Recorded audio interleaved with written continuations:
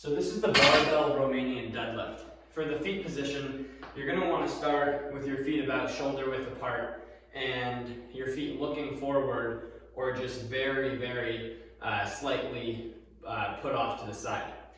To get the bar up from the starting position, or to the starting position, you're going to deadlift it up, okay? So you want to have your feet shoulder width apart. You want to go into a starting deadlift position. Keep your core tight. See how my back is flat, and then you're going to lift up. This is the starting position.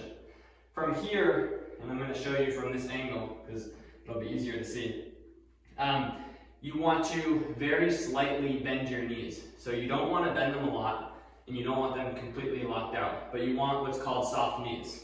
So very slightly bent. Now I'll show you from this angle because it'll be better. But once you have very soft knees, what you're going to do is just push your butt back to the wall behind you until you can no longer push it. That's going to create stress in your hamstring, and when you feel that stress, you come back up. So with soft knees, you just push your butt back. When your butt can no longer go further back, you come right back up. There's a couple of mistakes that people, actually I'm going to talk about 5 mistakes that people make with this exercise because it's very easy to mess up. The first is bending at your knees. So when you get to the starting position, again, with soft knees, you want to break at the hips to push back. You don't want to bend your knees here and then go down. So that's mistake number 1. The second mistake is letting the bar go too far out in front of you. When you're doing the Romanian deadlift, you want to keep the bar going alongside your legs the whole time. That's going to make sure that the bar goes down in a straight line, as you'll see from here. Instead of letting the bar come out here, it's going to put a lot of stress on your low back, so don't do that. The third thing is bringing the weight too low.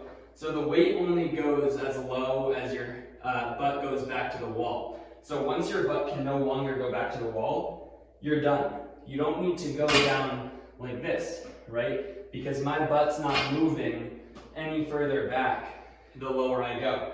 So it should be just about below your knees where you're really pushing your butt back to the wall. That's going to allow you to feel the good stretch in your hamstring. If you don't do that, you're not going to feel that stretch. And the fourth mistake that people make is arching your back. So when you go down in this movement, you want to keep your back nice and flat like this, right? You don't want to arch your back like that or overextend your back because that's going to cause even more back pain. And then the last thing I want to briefly touch on is your head positioning. You want to keep your eyes looking down. That way my head is in line with my spine as opposed to looking up in a mirror or whatever.